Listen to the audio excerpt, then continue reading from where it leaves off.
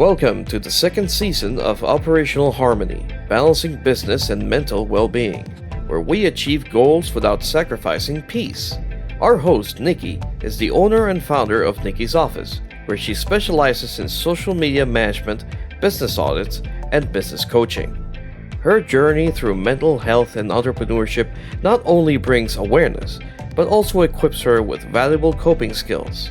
This unique experience offers a fresh perspective on approaching challenges and innovating in different ways.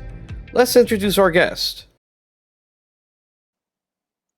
Hey, I'm Dr. Rob Yonover. I'm a scientist and inventor from Honolulu, Hawaii. I invented the military-approved and adopted sea rescue streamer to locate you when you're lost at sea, and it's used all over the world, and it's saved lives. And in the survival world, I also had a big challenge in that my wife became paralyzed from MS when our kids were 4 and 7, and we had to live with that and struggle through the business. So there's always been this back and forth of minding the shop, minding the front end, the back end, and all ends, and it's been quite a challenge, and I learned a lot, and I love sharing some of those lessons with people. How old are your kids now? They're 35 and 32. So this is a long journey. This was from 7 to 4. My wife passed 10 years ago, 10 years ago. It was beautiful. She made it 19 years in a wheelchair, paralyzed, yet she was part of our family in all ways. And our kids made it to 25 and 22. So they really got to know their mother, and she was part of everything. And I was really proud of that because she lived many years past what people thought she would live. And also she was totally interactive. She never lost any sanity or, any sort of presence. And that was great. And I think it really helps now that my kids are older because they have a much more stable environment where it's sad when you lose a parent, but at least you got to know your parent, and they were full-blown adults, and they're even more full-blown adults now. Okay. And you said you invented something. Yes. It's called the Sea Rescue Streamer. When you're lost at sea or in the mountains, they have smoke signals, flares, sea dye marker, even your phone or a GPS EPIRB. It all gets you to the area, but they can't see you. And the smoke, flare, and sea dye goes away quickly. I invented a long piece of orange plastic, and I patented struts in it. So there are spreader bars. It's like a centipede. So it doesn't twist up and curl up. It gives you a 25 or 40 foot long orange tail. So when they fly over you or drive a boat by or a plane by you or hike by you, they see this orange piece of plastic that leads right to you. And as the Navy called it in their first approval, it's the only passive and continuous signaling device. Passive, you don't have to do anything once you put it out. Continuous, it stays out. You go to sleep, it's still working for you. And also from the military perspective, it's discretionary. So if the enemy comes around, you can pull it back in. Very hard to do with smoke or sea dye. You can't pull a flare back in. And that's really, so it's redeployable, and that was really useful. And it's been a crazy ride, and it's been approved now by militaries all over the world. Our military uses it all over. It's saved 4 lives at least that we know about. I was thanked by those people, which was really great. That was better than all the money by far. And it's now on SpaceX under the ass of every astronaut. It's on fighter jets. It's really cool to have such a low-tech, simple piece of technology on such high-tech equipment. And also there to protect lives, which is really my theme. As a scientist, I like to attack problems that matter. When I was in academia, I worked on volcanoes, submarine volcanoes off Galapagos. I got to go down on an Alvin submersible, a little submarine. It was awesome. But in academia, you're just pushing to get papers published, and which is great. Basic science needs to be done, but I felt like I wanted to do something that was more impactful. And then in parallel, I have to take care of my wife, which is even more impactful and keeping the family together. But to save something, to invent something that actually saves lives and contributes to people's welfare was really meaningful. It's the ultimate for me in applied science. And I was trained to think as a scientist. So I attack all problems that way. I attack them and do my testing, do my research, retest, reformulate, and keep iterating till you get to the ultimate solution, ideally. How did the things happening with your wife and family affect you mentally? My wife and I had a beautiful love affair. We were friends first. I knew her sister in high school. I knew who she was. She was dating my roommate in college, and we became friends for years before we ever started dating, which really, if you can do that, I advise anyone in a relationship to do that first. So we were really tight friends, and ultimately we got together years later, 3 or 4 years later, and so the foundation was so strong, and we had it made. We were like the golden couple, really. She was incredible, master's in social work. She helped abused kids and abused women, set up shelters, did great things. And I got an offer to come to Hawaii and get my PhD working on submarine volcanoes. And she said, let's do it. But I'm not going without being married. She didn't want me to find a girlfriend here or something, which I would never have done. So we got married and left here, and we were on our honeymoon ever since. We drove across the country from Florida, shipped a car, and got to Hawaii. And that was 41 years ago. And we just had this incredible relationship. And then she was training for a marathon, and she started limping a little. Her leg was dragging. And that was the first sign. And then that led to MRIs, and that led to limping, using a cane, a walker, and then a wheelchair, all within about a year. And that was just unbelievably shocking. But the truth is, when we first diagnosed, the thing we both said when we looked at each other is, at least it's not our kids. Our kids are 4 and 7. And it's really, I think, harder for me if I had a sick child. But she was 37, we were 37, and we already had this incredible life already with the children and the travel and achievement and family, everything. And we lived in paradise, really. So it was just a big penalty challenge that we had to confront. There was just no, I guess most people take off and run. And I think that I took it on. Of course, we were in love. I wasn't going to bail on her. I wasn't going to bail on the kids, and whatever it took. That was my attitude.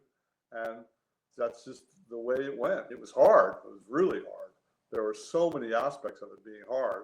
But these are two people that are used to everything going their way and achieving everything. And this is one thing we couldn't outthink. This was just an illness, and it was just really tough. So there's the mental aspect, the physical aspect, the social aspect, the child rearing aspect, the monetary aspect. There were so many aspects of that. That's why most people, illness breaks them up. And that's number one thing that breaks people up is money. And if you have an illness, that's directly related to money. Because all of a sudden she was earning a good salary as an MSW, and from making like 50 grand, she went to spending like 150 grand. It was an unbelievable turnaround. So we were battling like bankruptcy and all that for all those years. And then again, trying to keep some semblance of normalcy for the kids and for us to keep tight as a relationship. And we wavered. Of course, it was hard, but the foundation, and that's where being friends first for all those years really helped us, because we could argue, discuss, debate, and get down deep into problems without the foundation being rattled too much. And that really helped. So it's an AA thing, not that we're an AA or anything, but that one day at a time, right? So every day there was a new challenge, whether it was physical, mental, social, financial, child rearing, all that. And it's not just one. Every day there was a conglomeration of all those sometimes.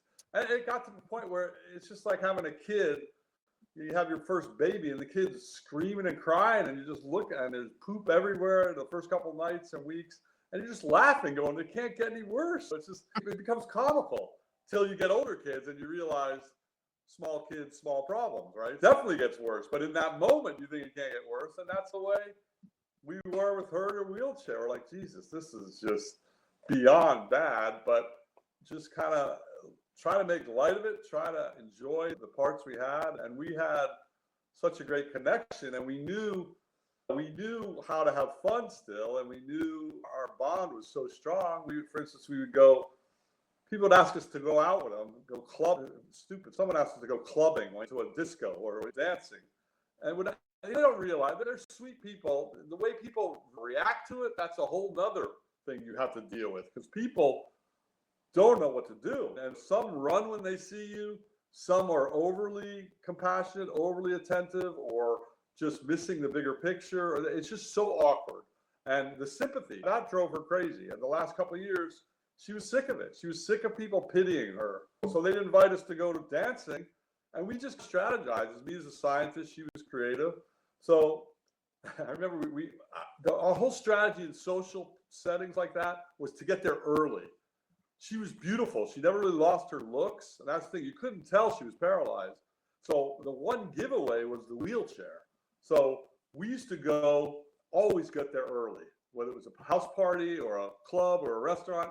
And I would bring her a camping chair for her usually, because that was the most comfortable for her. Or pick the best chair where we were going, put her in the chair, and then hide the wheelchair. That was our move. And we left, whether we left on time or late, it didn't matter. We didn't care how people saw us leaving. She didn't want to be seen. She wanted to be spoke to, a regular adult. And people, because you're in a wheelchair, they assumed her mind didn't work. Her mind never lost a step. And and they would ask me, like, does she want to eat that? I go, ask her. Don't ask me. So we go to the disco, we sit, and I put her in a booth. We're hanging out, drinking, and then everyone went up and danced. She says, "Oh, you want to just make out? Because that's what everyone is here for." So so we just start making out in the booth, stuff like that. You just make light of the scenario you're in, and that was another good sidebar. Is fortunately our physical connection and sex life stayed vibrant until the end. It had to be more creative. It's again, she didn't move so much, so I had to move for her, and we just got to be creative. I don't want to go into too much detail, but Please don't. yeah. So it's just, I don't know. It's hard to explain. I mean, looking back on it, it's unbelievable. But when you're in it, it's like being in a hurricane in a boat. You don't just give up. You just keep dealing. Oh, there are the lines out. You got to get the line. There's water in the back. You got to bail. It's just emergency mode. You put your mind in mode and you deal, and you try to laugh through it, and you get through it. And the other thing that was really tough was I couldn't do it 24 hours a day. So we would hire helpers, and we couldn't really afford professional helpers because that was like a whole overhead and agency. So we would go to Craigslist and hire people, and that was so painful. I mean, it was. I estimated in 19 years I had 183 people through my house, which was, for a private person like myself, that was one of the worst things. Insane. Yeah, it was insane. And we'd get a good one, then they'd leave. We'd always have to have a couple backups because someone would flake out on us when I had a meeting and then they didn't show. And there were things where she didn't want them to do it. We used to have big arguments. Like, if I'm working, I had a home office. If I'm working, don't call me to do it when we're paying this person to help you. She says, yeah, but you do it better. I know, but it doesn't matter. So that was a whole nother sector of challenges. So dealing with the people was hard. It's just, I started taking it on as a big challenge, really. And just not even, it was just like second nature. There's like, no way you throw any of this stuff at me, I'm going to find, and we are going to find a way to get through it, period. As dark as it gets. And also be cognizant of the fact that you're raising children that are watching you do this, watching you fight through this, battle through this, love each other, hate each other sometimes, all that. And that's why we didn't want to shield them completely, but a little. It was hard enough. Their mom's in a wheelchair, so that was a bummer. I think we effectively shielded them enough where they had relationships with their mother. And it was like, we had a lot of bedroom at the end, the last half of it, when she was really in more, not really bedridden, but in her room more. She didn't want to come downstairs because it just was easier. So we would have bedroom parties or dinner parties. Or we'd always celebrate together. Wherever we could be, that was the party. And just as a side note, she was a big athlete. So she pointed out to me that these Japanese people had invented a pedaling machine that goes under your desk. And you plug it in and it pedals your feet for you, which to me is ridiculous for someone that's able-bodied, but okay. So I bought one. I put her in her camping chair. She wore Crocs, and I locked them into the foot pedals. Then I took her two knees and I tied them into the camping chair like stirrups and turned this thing on. And all day she pedaled, and she did it for years. And we burn out like 15 of those machines. And calculated she had circled the earth a couple times. But she didn't go anywhere. And then she would look at her legs moving, going, oh, psychologically, I'm not paralyzed. I am, but at least my legs are moving. It prevents atrophy.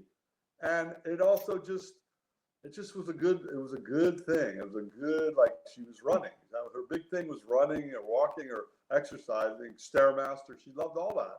So this was a way of her doing it. And that was one of our good creative solutions for what we had on our plate. And the same like with the kids, we just incorporating them. My son used to pop wheelies and they played in the wheelchair.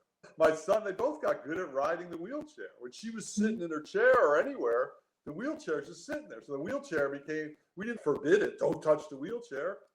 So the kids used to pop wheelies and go backwards in it. They didn't kill themselves, but it was just, that was what's at hand. You deal with what's at hand. And ironically, because I'm a survival, I invent a bunch of survival gear, but it's ironic that I got challenged with a survival challenge, and inventing the solution to living and even thriving through that is probably my best invention, because that's really what it was. You take what's at hand, and in the military, they teach you what the number one survival tool is across anything. The greatest, it's your brain. That's it. So, and then I've read a bunch of these survival stories, and they're all the same. I got a butter knife, a piece of string, and I'm on a raft. How can I catch a fish with that? I got to make a spear. Everything is working with the bare minimum. And I grew up, my mother was like an artist, and my father he was like a tinkerer. He was a small business guy, but he was very much into building his own stuff and reclamating. He was from the Depression. So he loved to not waste anything, and whatever we had, you made it. So I grew up with rigging stuff, is how we used to call it, and I still live by that. And my saying is function over form. I don't care if it's pretty, does it work? And I had a friend that used to come over, and for years I was fishing. One of my mental health things was to get into nature. I'm a surfer, and I fish in rough water, and I would sell my fish. So it had a two-pronged solution. I would make money and get mental health at the same time, to get a reset, think through things. And my friend came over once early on, and he goes, and this guy has a lot of money. One of my friends is really successful. And he said, haven't you ever bought one thing from the boat store for your boat? And I go, no, I make it all. He took it like he was insulting me, and I always took it as the highest compliment. So you see how the mindset is different. And that's still how I am. I don't really, solving a problem, the most basic, simplest way is the best way. But it may not be the prettiest, but functioning is critical. So that's what we try to do all the time. Being creative with your mental health, your business, whatever, with what you have is basically how we survive on this planet. Exactly. We're all humans are inventors and survivalists, really. And I always kind of critique people. If they ask me, oh, I live in New York City, but I was a surfer and I work 9 to 5. I go, okay, where's the local pool, swimming pool? You got to get up at 6 in the morning. I tell my son, he just had a baby, so I'm a grandfather, which is cool. And he's trying to slip surfing. And I go, hey, man, the days of you surfing in the middle of the day are over till she goes to school. So you got to grab your window, which is 5 in the morning till 8 in the morning. While everyone's sleeping, you go surf. You come back, everyone's waking up groggy, and you're the hero. Same thing for a friend in New York. You go swimming after work, or you walk for lunch. You do something that gets you into nature, that resets your mind.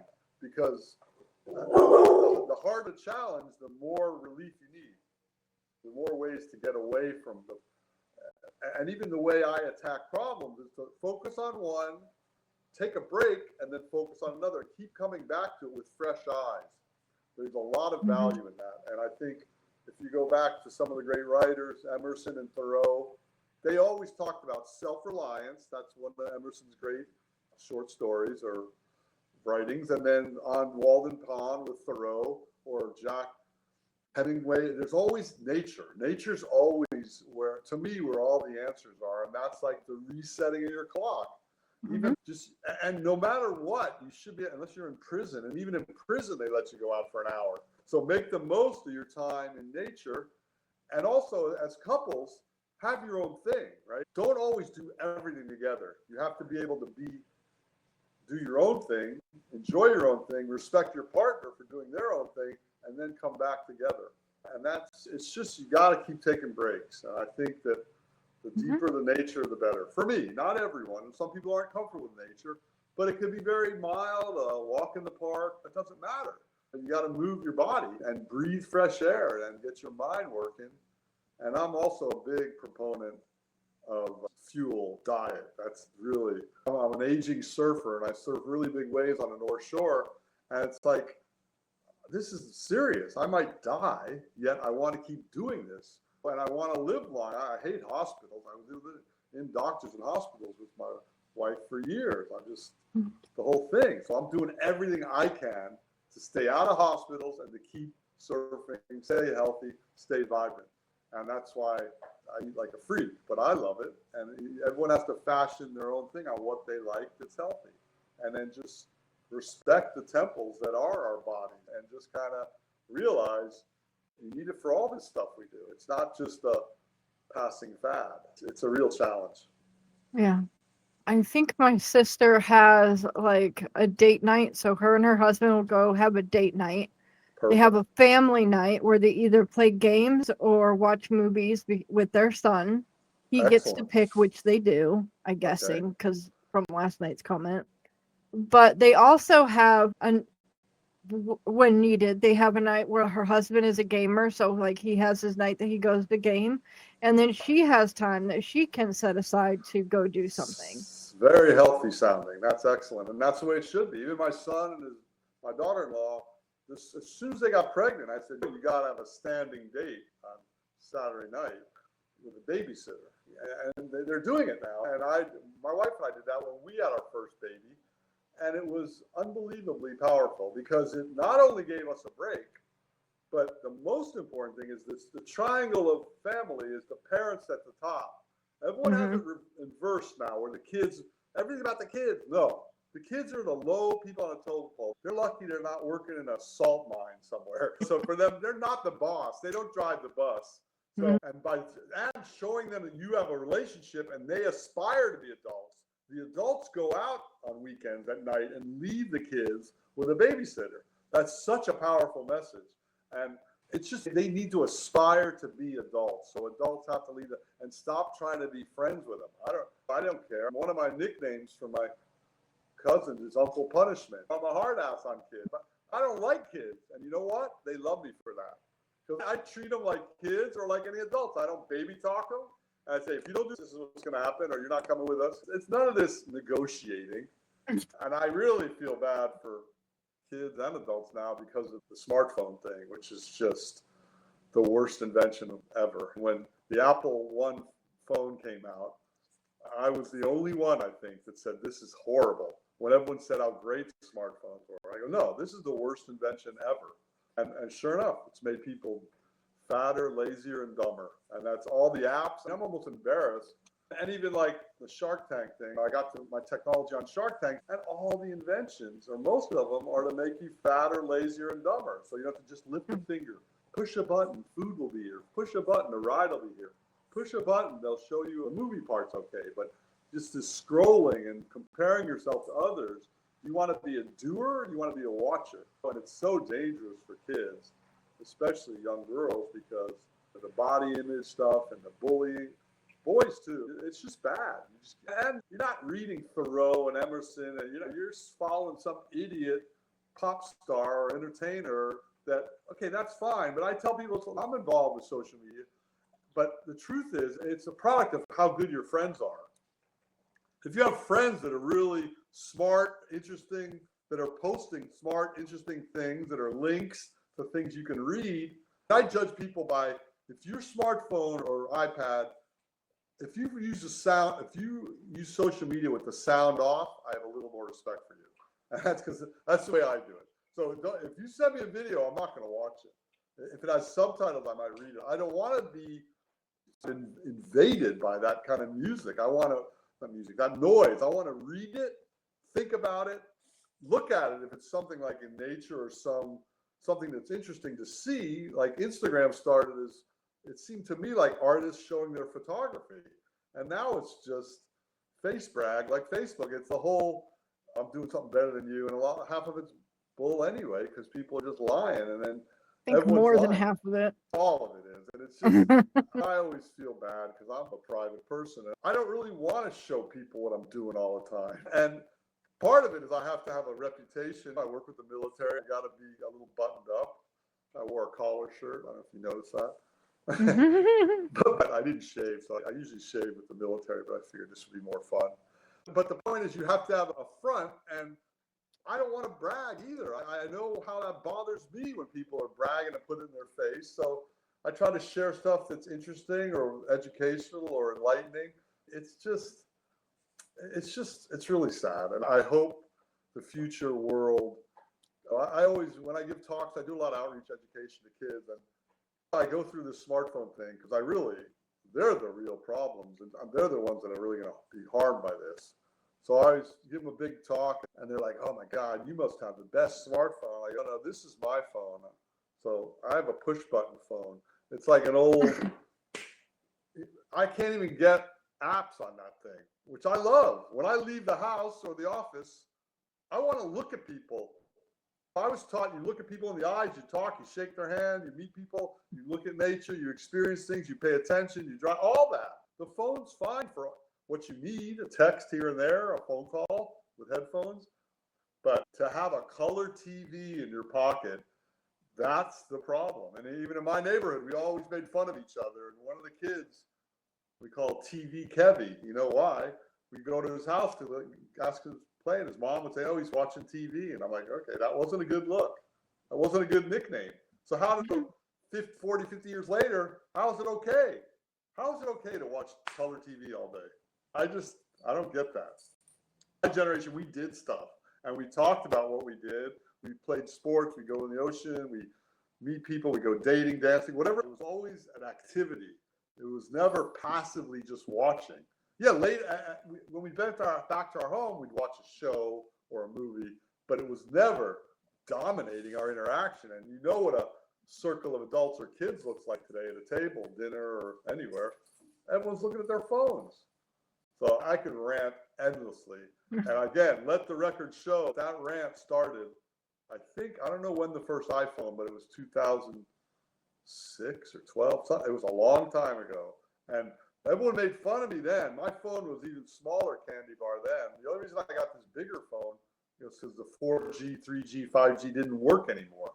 So I would still be on the old phone. It was just straight. It's still the same, text or phone. I'm an outlier and I'm a dying breed, and I understand everyone laughs at me, and I also am a bit hypocritical because I use an iPad and I scroll and I enjoy scrolling, but I'm already old. I've already done things. For me, it's not that bad as a formative year teenager, college kid, or young adult or middle-aged adult losing all this time. If it's recreational, fine. If it's instructional, fine. But if it's just an addiction, and I know tech companies, I've met a lot over the years, and the whole thing is addiction. They want you to keep scrolling, clicking, buying. And luckily for us with our kids, we missed that. Our kids only had flip phones by high school. And then in college, I refused to buy them smartphones. They bought them with their own money years later. Again, when they're adults, you can make your own mistakes. You're not making mistakes under my watch. So not with my money. Yeah, it's just, that's, of course. And we used to go, the kids would say, oh, I got to go to a carnival. Can I get $100? My friends are getting $100. I go, what? Your friend's mother or father must be rich. Here's $20 and thank me for giving you $20 to waste at a carnival or whatever it is. Go out.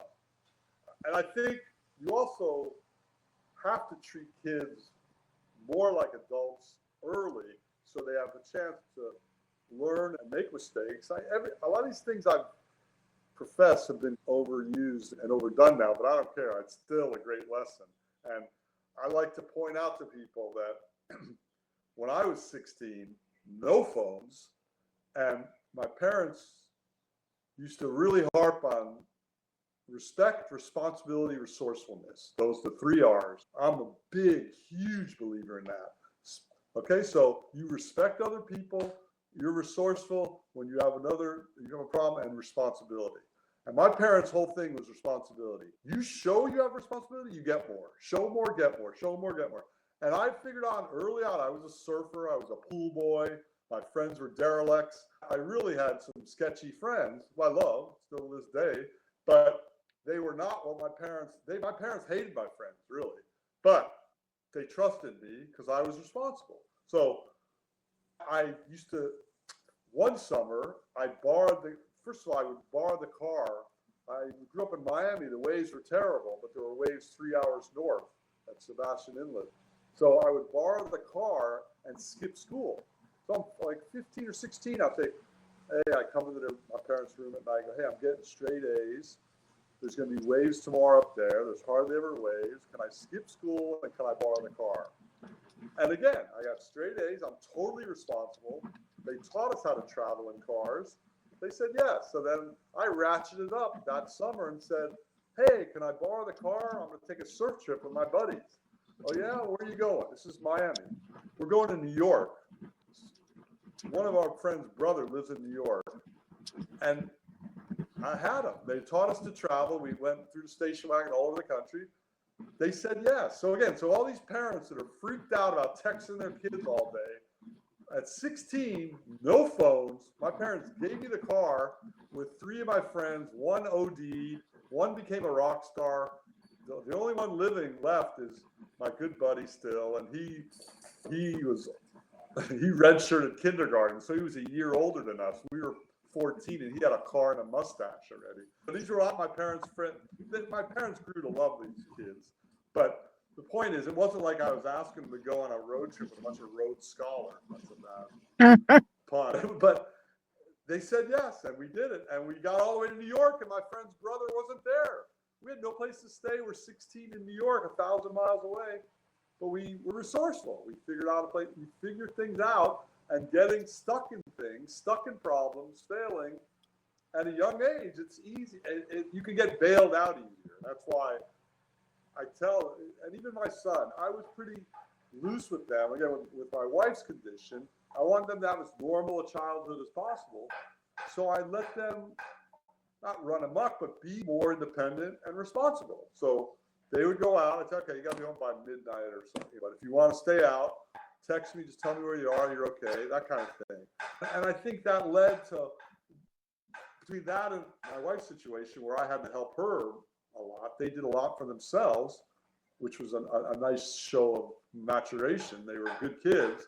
And then when my son got to college, he thanked me because his roommate was like from a really overbearing, strict family, and he went wild in college. He got kicked out. He just totally screwed up. And my son, who was more wild as a kid in high school, by design, I let them be a little wild. Because when you're wild in high school and they make a mistake, you can bail them out. That could have backfired, but I just think kids, and again, what are we trying to do? We're trying to raise adults, not kids. Okay. So do you have any final thoughts? I think that when you're stuck in a problem, you got to take a breath and reevaluate where you are before you kind of freak out. And sometimes the best first move isn't the best move. So it's almost don't send that mean email you're going to send. So if you're stuck with a problem, try to take a break and think of it in a different context. And I'm big on writing notes. So you write things down, and then you can really evaluate the decisions and say, okay, this sounds good, but this could have this repercussion, and back and forth till you come in a decision. You don't hesitate too long. You be decisive ultimately after you've weighed it all out, get input. A lot of my parents, friends, professors were great mentors to me and still are if they're around, where I go to them for advice. So in this little period where I got to make a decision, I want to get some good perspective. Then I make a decision. You live with that decision. If that decision turns out to be wrong, you regroup and do it again. Nothing is the end of the world. It's the whole life is a gray area. It's not black and white. And as you're going along, these setbacks sometimes are really positive. Really, you don't know it. It hurts at the time, but you have to go through it to get to the other side. And then sometimes going through it makes you a better person. If we all had easy, non-challenging lives, it would be very boring and people would have no backbone. It just turn into jelly. So it's no good. Hey everyone, thanks for sticking with us. Before we dive into our next topic, I just want to take a quick moment to remind you to like this video, subscribe to our channel, and hit that notification bell. That way, you'll always be the first to know when a new episode drops. And we want to hear from you. What topics are you most excited about? Drop your thoughts in the comments below. Your feedback helps us create content that you love. We've got some exciting stuff coming your way, so don't miss out. Now, let's switch gears and jump into our next discussion. So, how do you take things with onboarding, with just work in general, just all of it? How do you take it from chaos and streamline it, get it where it needs to be so that you can do better? Okay. I mean, in science and innovation, one of the big things I've read about, and I know I've done it myself without knowing it, is when you have a problem, you look broad. At first, the first couple hours, minutes, days, whatever you have, you go really broad. What I was saying before, you're looking at all the possibilities, then you focus. So it's a macro, then micro approach. So chaos, okay, here's chaos. There's a million things going on. Here are all the solutions. Don't look at just one. Look at all of them. Pick the best one and then focus hard on that one and go all in on that one. Achieve that, move to the next one. And that's where it's like my inbox. I don't want anything in my inbox because it'll get out of control. And to a fault, it hurts me sometimes, but I don't care. I'd rather get back to that email. And that's another thing that bothers me about today's world. People think it's okay not to return a call, email, text. I was brought up as that was very rude, right? So, and I know how you are, just the way we've interacted. You're a professional. You expect professional people to show up on time and do what they say. So that's been a real hard lesson for me. And I just realized not everyone's like that anymore. Accept that. But that's where you just have to, for me, the inbox, keeping that clean is just also the same way I want to keep my mind a blank slate.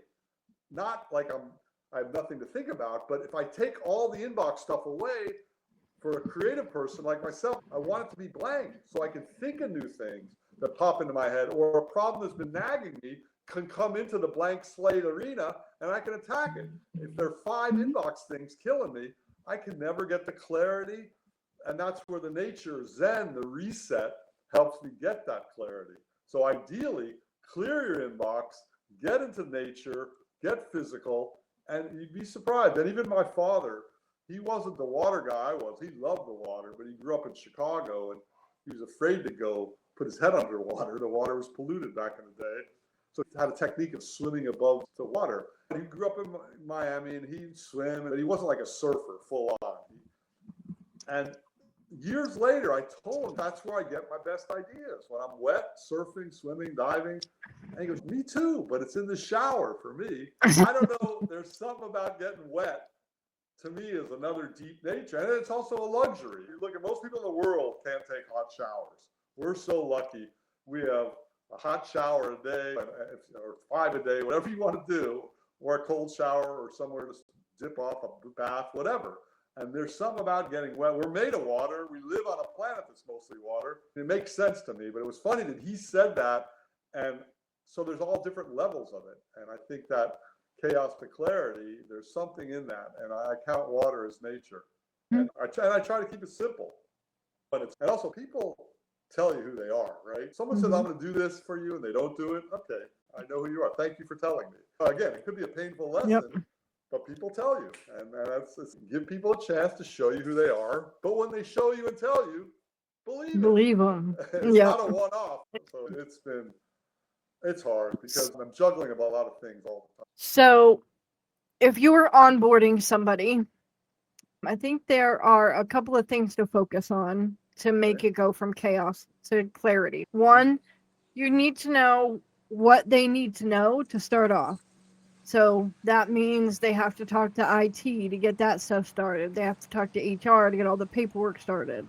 or accounting, whatever, whoever. And so you map out that process so that it is very clear, and they can take that sheet of paper to each one of those different places and be like, okay, I'm supposed to be here for this information. And then they get it. And then have somebody who has worked there, right? Mm-hmm. And who is not getting fired for this person to be hired. Do not do that to somebody. Exactly. They're not completely garbage situation to be in. exactly. But have that person be like a buddy. So like once they're into like Slack or whatever chat, they know that person is there to answer any questions they have. And they can trust them. They can be an asset instead of a competitor. Yeah. And so that helps that person go, okay, everything's fine, but how do I start this thing? Or where do I start? What project am I working on? That kind of thing. So there is somebody who can answer the questions that works at the same time as they do and in a similar way so that the communication makes sense. You obviously aren't going to pair somebody in accounting with somebody in the secretary pool because that makes absolutely no sense. Exactly. No, and that whole mentoring is so critical in all of life because they give people ownership. So if you're asking me to onboard a new employee and I'm a mid-level person, I'm honored to show them, and especially if it's not a competitive situation, that way you become more invested in the company because you feel some ownership to bringing on board someone. And that makes complete sense. And I think you're right on that one. If the paperwork isn't necessary, it shouldn't be done at this point. If there is some kind of paperwork that you have that you want to be done because there's a holiday in November. Right. This is what? About to be March? There is no reason for that paperwork to be on somebody just starting now's board.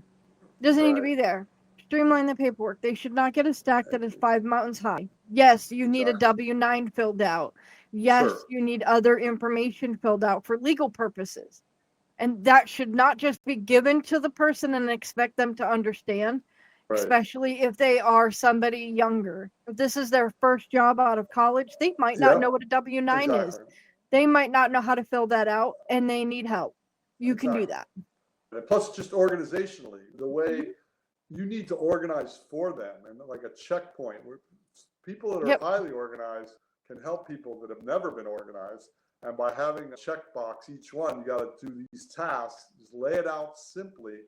And if they don't understand it, encourage them to ask questions. And I used to tell my kids without making anybody feel stupid, because that doesn't help anything. Don't, they get frustrated with their teacher or their boss. And I used to say, you know something? That's the way it is. You need to talk to your teacher. Don't talk to me. I'm not going to talk to your teacher. This is your responsibility. Talk to your boss. Talk to your fellow workers, your fellow students. Learn what needs to be done. Show some initiative. And you don't have to respond all the time. They say you do. They say you need to do A, B, and C. If you don't understand B, you don't have to make that point right then. Privately, you can ask your mentor, hey, what does B mean? And how do I go about doing this? And I'm sure the mentor would be happy to hear that from you because you're paying attention and you were respectful enough to ask them, the expert, how to do this. Yeah. Obviously, like I said, you want to have that partner so that they know where to communicate. Plus, if they're working in a team, make sure they know how to communicate in the team chat instead of just personally to one-on-one. Making sure that all of this stuff is there. Most companies nowadays have an orientation process. I have been through an orientation process once or twice in my life, and I can tell you they usually have nothing to do with how anything works. And that needs to be fixed, because if you are hiring somebody and saying you're going to get an orientation that will bring you on board and tell you what you need to do and start you off on a project, great. And then they go into the orientation and they're watching sexual harassment videos, which might be necessary nowadays, right? But that's not going to help them start their first project or whatever it is that they're supposed to be doing. So the mentorship is the place to get your true orientation. As you were saying. And I think, sure, there's sexual harassment. These are videos you need to watch first, but let's not call them orientation as much as requirements. Just sit through this, then your mentor will show you all around. And again, like you said, pick a mentor that's no conflict of interest. It's not who you're going to replace, because they'll be paranoid. I don't want to tell him or her everything, because then they'll be better at it than me, and then I won't have a job. It's not even that. Some companies will tell the person that they've been fired, but they're being expected to work at least 2 weeks to a month to close out their projects or whatever. Oh, and while you're doing that, we have this person who's going to take over your duties. So why don't you train that person?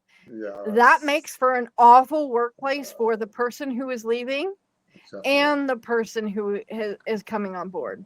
Because neither one of them want to talk to each other, actually, because the one who's coming in knows that this is a crap situation. Exactly. And what did they do to get laid off or fired? Are you going to teach me the wrong way? No, that's a good one. I am a big believer in say what you mean, do what you say what you mean, that thing. You know what I mean? If you tell me you're going to do something, you better do it, or I'm going to lose trust with you. Exactly. If you say something and you don't mean it, why'd you? Now, in that vein, I have a thing where I get mouthy sometimes when I'm a little agitated. Okay. And I'll say some stuff that I probably don't mean. Like, I'm not going to kill anybody. I'm not going to punch anybody. But I'll be like, I want to throat punch this person. Again, I'm not a violent person. You would not understand that if you were with me for a full day, because I say some weird stuff. But saying the weird thing for me sometimes is the only way for me to let that little burst of anger go without making it bigger. Absolutely. So I completely understand that type of thing. But if you lie to me, even once, if you full on lie to me, even once, you're done. I have a pathological liar for a sister. I don't put up with that. I don't talk to her. What makes you think I'm going to talk to you? Yeah, no, it's a bad quality. And I totally agree. Honesty is always the best. And of course, full disclosure. And what you just said is really interesting, because I've learned that in all my relationships, business, professional, marriage, is if something bothers you, you got to vent right away. And if the venting is some large yelling or arguing, so what? Still better than keeping it in and it becoming toxic. And I think we've lost sight of that because of all the rules that make people have lost their ability to be in relationships or casual or communicate. This whole virtual world, if you're used to speaking your mind decisively, forcefully when necessary to someone that's only been on Zoom chats their whole life, it's going to be a problem. So it's part of the phone issue, and you've got to learn social skills, right? Social skills sometimes are dealing with uncomfortable situations. It's never, everything's not smooth. Mike Tyson said famously that people are getting too comfortable with saying things and not getting punched in the face. Exactly. Because if you remember, pretty much anybody, if you were in high school and you told somebody that they were an idiot or something else, right? Yep.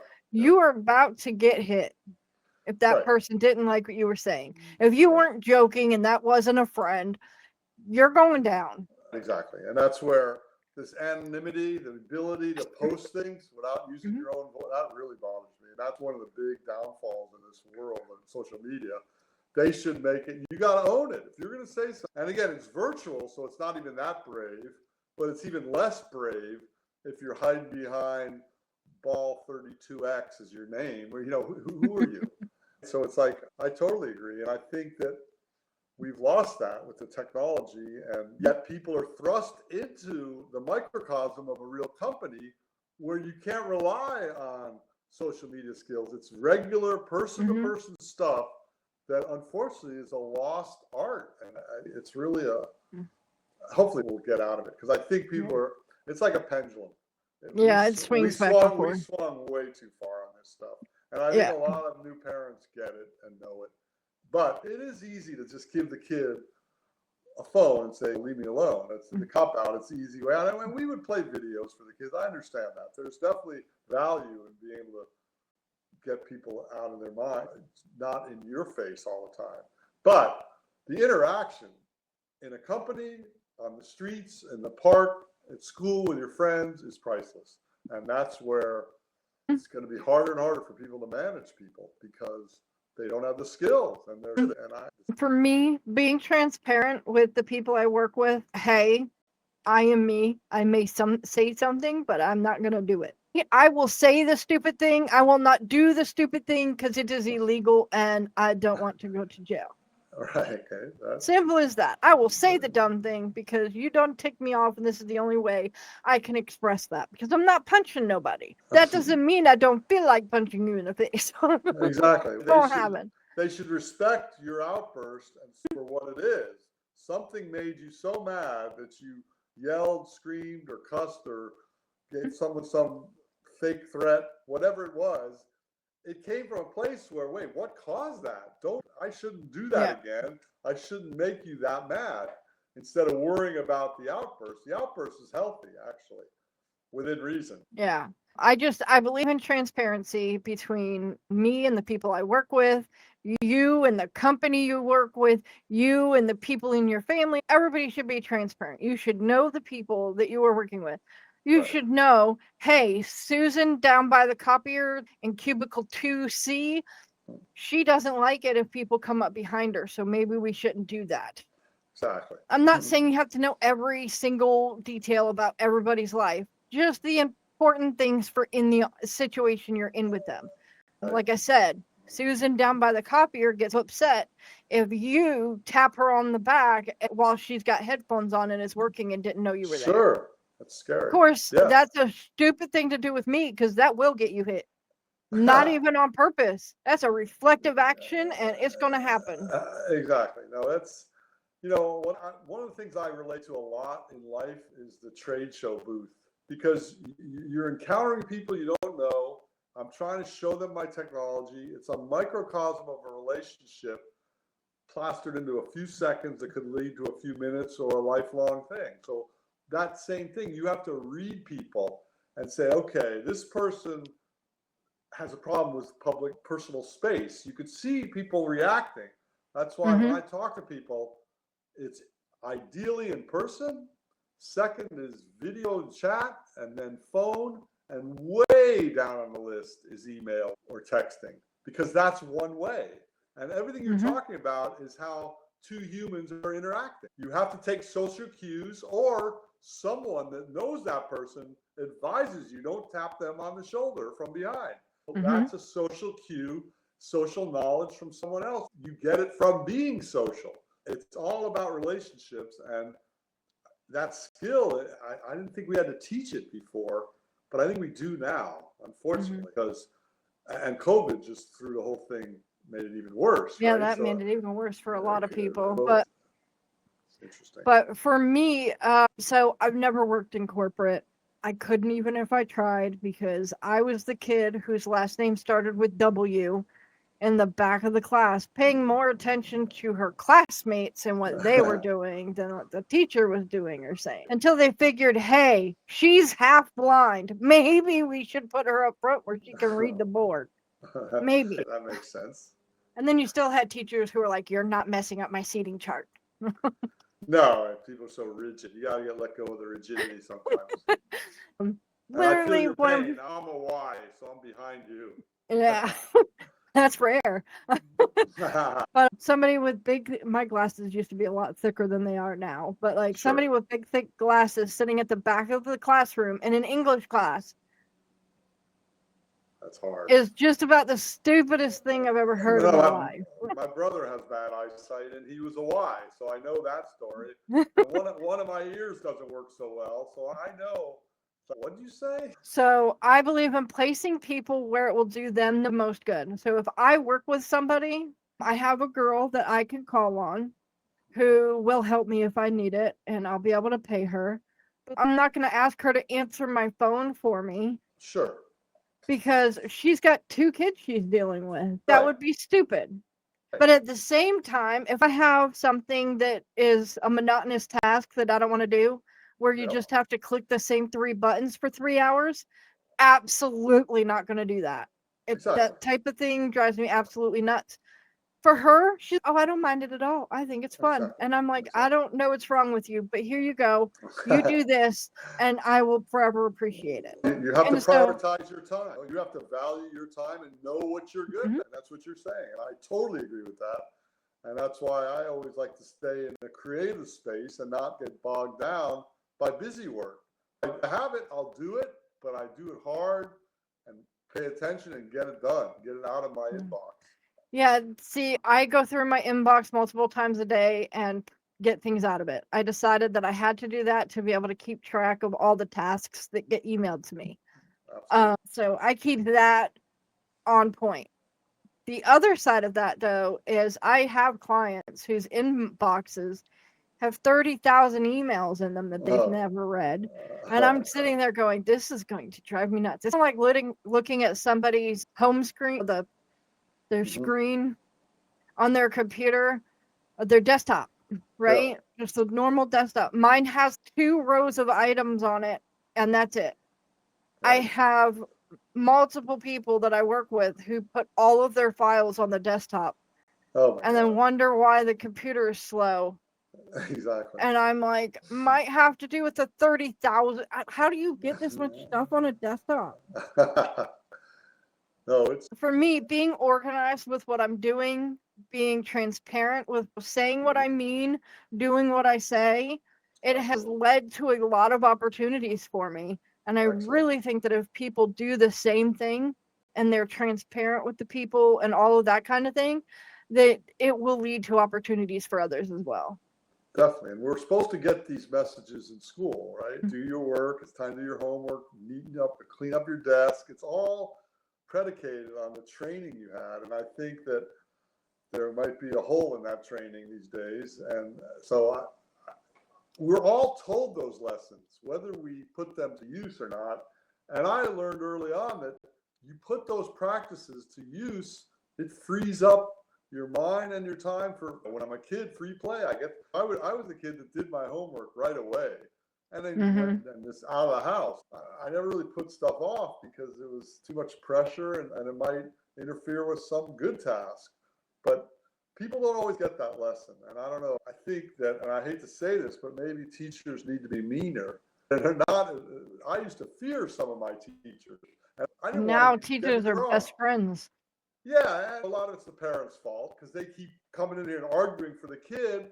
To me, the teacher's always right. I've done enough teaching where I really appreciate when parents, I've not been in that, I'm more like college or volunteer outreach, but I have to deal with parents. But to hear of these cases where the parents are taking on the teacher or the school, no, your kid screwed up, own it. The kid needs to learn how to own it and be fearful of consequences. And a lot of my stuff was like competitive stuff. I went to a very competitive public school system back in the day, so I wanted to beat the kid and get an A, and also that was the ultimate, right? I didn't want to be a bookworm per se, but I wanted to get A's and then also be a surfer or playing sports all day. So to do that, you got to really apply yourself. And you also, I had one teacher that he taught us the multiplication tables, big, strong guy, booming voice, and he'd throw a beanbag at you and go 3 times 8. And you have to catch it and throw it back with the answer. And if you got it wrong, that means you screwed up and didn't study and work, and he'd yell at you. Like, you couldn't do that today. But that guy taught me, I never got that wrong, right? It's okay, I'm learning the multiplication table because I don't want that guy throwing the beanbag at me and me not knowing. And I think you have those tendencies like I do to be organized and on point and all that, but some people don't, and they need a little extra push, extra incentive, extra fear, whatever it is. I think it's just the really saddest thing is the lack and loss of respect for teachers. Really, that's the hardest, most celebrated, it should be the most celebrated job in the world. And it is in certain cultures. But America, and even when I was teaching college, I had kids challenging me. You don't know what you're talking about. I'm like, look, man, I'm teaching this class. It's a job. Yes, I'm not a mathematician, but I'm teaching you some math so I can make mistakes. Don't take me on personally. I'm trying to teach you. If I do the best I can, that's all I can do. Ask me a question. We'll explore it together if we have to. But this whole entitlement, and a lot of it comes from the culture and the family bemoaning teachers and saying they're low-level people. They're not. They're They're really the highest not. level. Now, And we had some teachers who were the lowest form of life because of them being who they were. But I had some teachers that worked with me and realized that was a way better deal. Exactly. And would get more out of me. Exactly. And the patience they show, the good teachers. I don't know if I even have. I did with my struggles, but to do it for random 20, 30 kids in your elementary, that is just so impressive to me, and so giving and so unselfish. It amazes me. Yeah, that English teacher I was talking about, she was hated by all of the students. She was the one she was close to retiring age, and she would take kids who were close to being valedictorian, and if they got put in her class, she would start failing them. Wow. Just to fail them. Chip on her shoulder. She was frustrated. Yeah, that's a tough lesson. First 2 semesters, I did all my work, turned in all my assignments, and I was failing. Second 2 semesters, I was like, screw this. I'm not doing anything anymore. And I didn't do anything the last 2 semesters, and I passed that class with a B. That's weird. It was the stupidest class. That's horrible. I'll tell you what, along those lines, I had an English class that changed my life. Freshman English, they forced us to read like the classic books. And I didn't read that much. I was an action guy, so I always wanted to play. I would do my homework. My brother, on the other hand, he's read thousands and thousands of books. He used to read a book a week. So I decided from that class, I was blown away by reading like The Scarlet Letter and Hemingway and having discussions. And I just decided, first of all, it was awesome just to get into your own mind and just to hear a story by reading it and have it pictured in your mind, so much better than TV or video. And to get that lesson, I took it as, okay, I'm not going to ever read as many books as my brother. I'm an action guy, but I'm going to read the classics. And so what I've done in my life is I've read all the classic books in literature, because I figure if some book's been celebrated for hundreds or thousands of years, it's worth reading. Versus, and it's okay if you read Pulp Fiction or romance novels, that's fine too. But for me, it got me on a path to be really selective of what I read, and it made me fell in love with reading. I still don't read. I read all the time, but not books as much as I could. But it's really a life changer. I started reading the summer after 6th grade. We moved to Maryland a couple days before my either 12th or 13th birthday. I can't remember. And I had no friends new to the school year. By the end of the beginning of the summer, I still just didn't know anybody enough. And so my sister ended up with this box of books. There were all these Harlequin romance novels that didn't do anything, but they were great because they got me reading. Exactly. Which nobody could have done before that box. Exactly. Before I started when I moved to the new school in March of the new school year, in the middle of the school year, they had to retest me again because I was in special ed because I had a learning disability. And they tested me and I was at a 1st grade reading level. What grade so that was was the first, I was in 6th. Oh, wow. Okay. It was bad. That's not good. I started reading that box of books. And like 7th grade, I was known as the person who would pull out a book if I got bored. I didn't care if the teacher was in the middle of talking or not.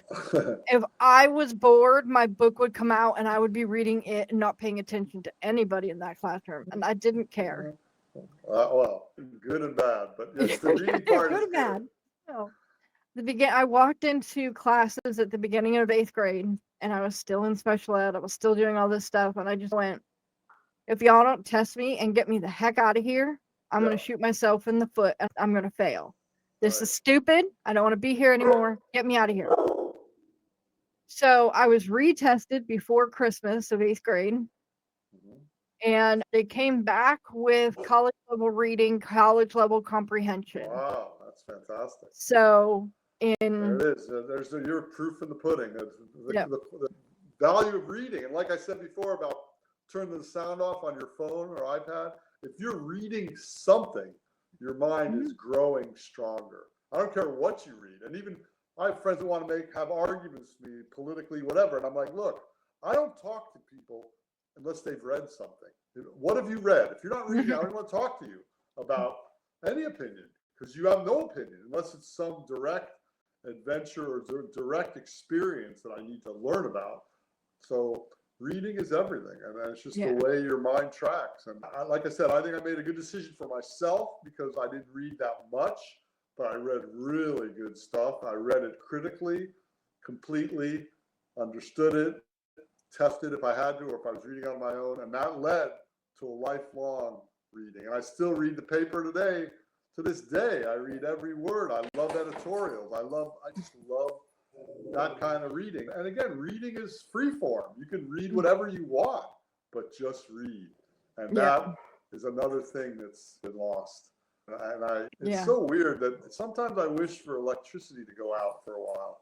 Maybe schools would be better if they didn't have electricity. How about that? I like to be warm. Oh yeah, that's true. You're in the north more. But let's say the heater works. We don't want to fire it with coal because that's bad for the environment. But let's say, and we don't want to be nuclear, but let's say solar heating for the school, but just chalkboards, books, lessons.